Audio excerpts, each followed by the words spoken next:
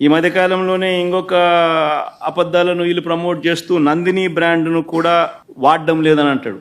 KMF పక్కన Karnataka milk federation వారి Nandini brand అని. నేను అడుగుతా ఉన్నా, 2015 నుంచి 2019 చంద్రబాబు నాయుడు గారి హయాంలో 2015 నుంచి 2018 అక్టోబర్ దాకా నందిని బ్రాండ్ ఎందుకు లేదు?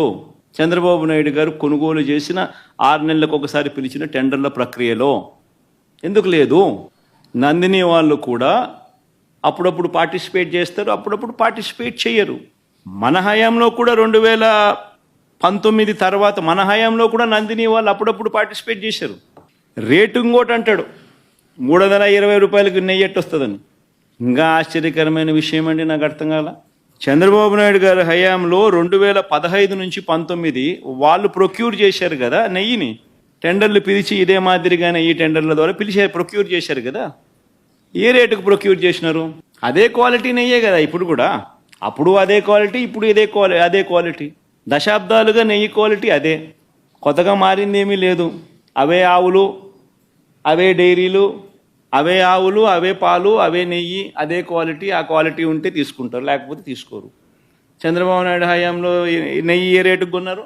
276 రూపాయలు 2015లో కొన్నారు టెండర్ల ద్వారానే. 2019 జనవరిలో, అంటే ఆయన చివరి దాంట్లో 324 రూపాయలు కొన్నారు. మన అటేటప్పుడు ఇక్కడ 320 కొంటే తప్పేముందయా? ఉన్న రేట్ అది. వాళ్ళు టెండర్లలో వాళ్ళు కోట్ చేసినారు, L1 కింద ఎవడైతే వాళ్ళకి ఇచ్చినారు. ఏం తప్పు జరుగుతూ ఉంది? నీ హయాం అంతా ఇదే రేట్లతోనే జరిగాయి, కొనుగోలు చేశారు.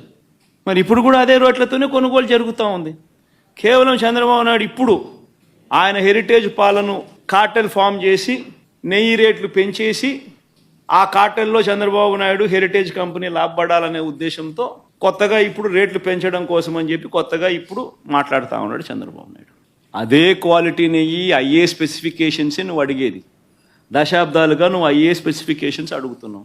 అవే స్పెసిఫికేషన్స్ అప్పుడు అడుగుతున్నావు, అవే స్పెసిఫికేషన్స్ ఇప్పుడు అడుగుతున్నావు. అదే క్వాలిటీ అప్పుడు అడుగుతున్నావు, అదే క్వాలిటీ ఇప్పుడు అడుగుతున్నావు.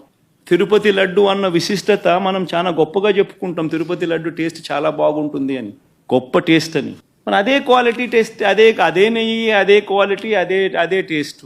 అప్పుడైనా అంతే, ఇప్పుడైనా అంతే, ఎప్పుడైనా అంతే. మరి ఈ మాదిరిగా అబద్ధాలు ఆడడం ఎంత మటుకు ధర్మం?